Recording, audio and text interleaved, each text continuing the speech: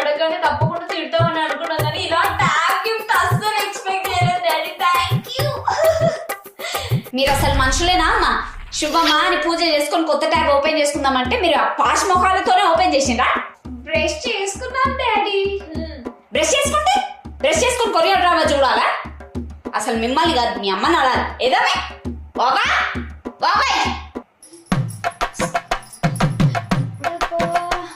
ఏమండి ఉప్పు డబ్బా చూసిండ్రా?